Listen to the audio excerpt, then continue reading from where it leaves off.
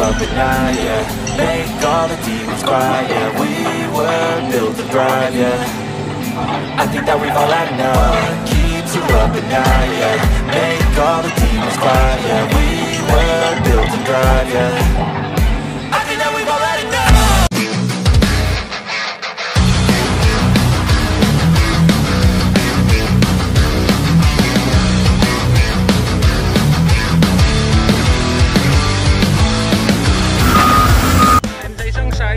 Yung puro giso lang na walang gulong, at yung sa kabilang side dito banda lagyan natin ng mga gulong, tapos tatahiin yan, i-plaster yan dito, tatahiin. Pagka natahi na, nakalatag na yan dyan, lalagyan ng giso katulad ng ganyan na materyales, yung puti. Kasi dito sa itong lugar na ito malakas, pagka malakas ang ulan dito talagang bumabaha at maputik, masyadong maputik dito mga ka-heavy, oh. Yung kaya itong gulong gagawin natin itong mechanical road. Ang sa kabilang side walang gulong, sa kabilang side may gulong. Titingnan natin kung alin dito sa dalawang to ang mauunang masira o masira yung daanan nila. Pagka okay itong may ganito, may gulong, ganito na gagawin natin lahat. Kasi nagpo-problema tayo kung saan natin itatapon yung mga gulong. Kaya naisipan namin na maglagay ng mechanical road dito. Kasi ito dito banda, hindi masyado nangiinitan ng araw dito kasi maraming puno. Tapos kapag umulan, itong mga gilid dito ay nagtutubig. Mga gilid dyan, ito yung winaidining natin dati, tutubig yan sa gilid pagka umuulan.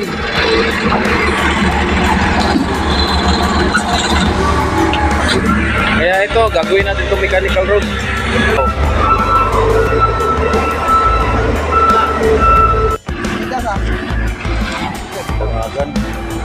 Oh, dahil yung gidala ni Darcy ganiha, oh.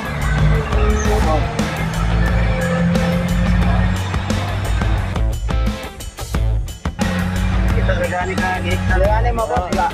Okay.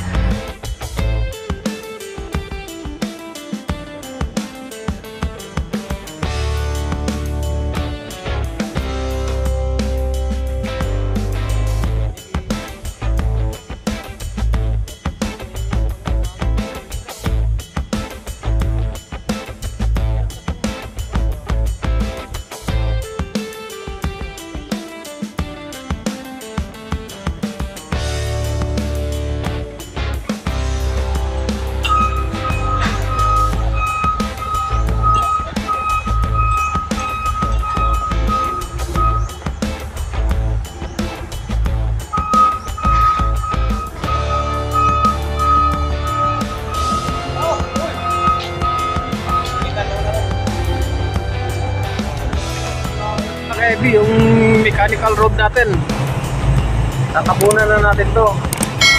Pagkatapos natin tabunan, papapiso na natin to mga heavy. Ready na yung excavator natin, pisahan na natin to mga heavy.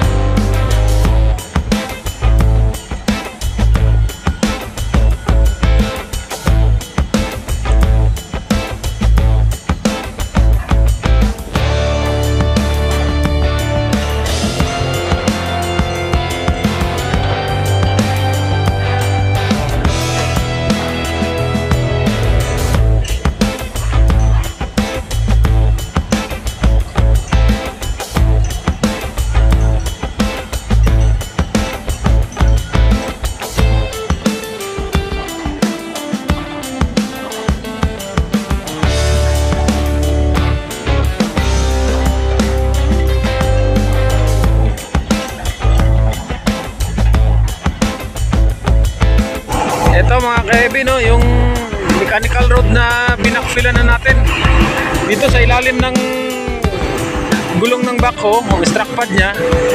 Mga ano na yan, gulong na yan, rubber tire na yan, na backfilan na natin. Hihintay na lang natin yung pisan kasi yung pisan nandun pa sa kabila.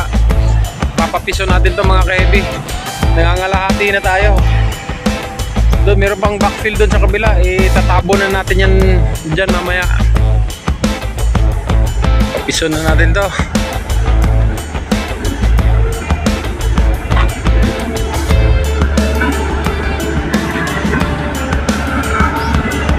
Naghihintay pa tayo mga ka-heavy sa may mga truck tayong naghahakot ng materialis para i-backfill natin dito.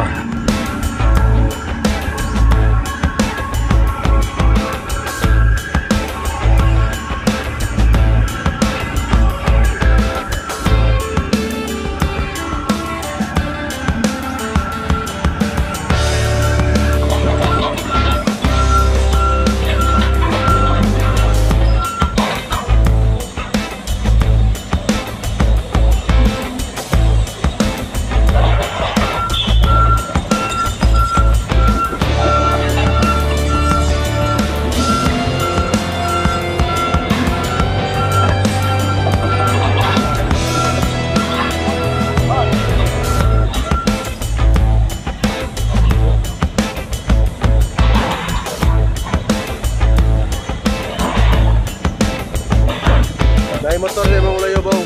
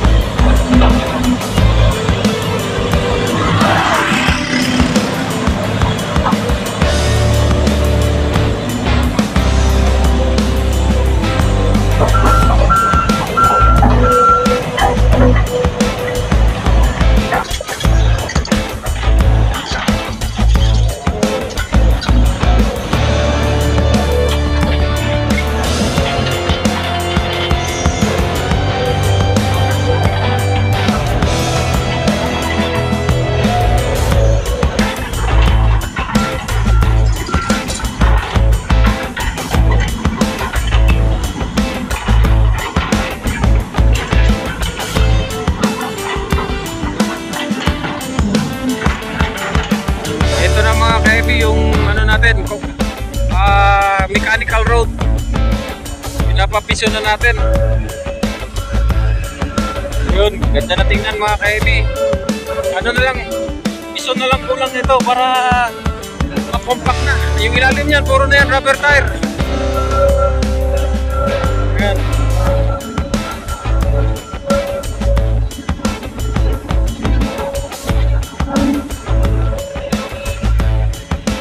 Kalsada nila hanggang dito yan sa dulo, hanggang dun puro rubber tire na to sa ilalim, mechanical road.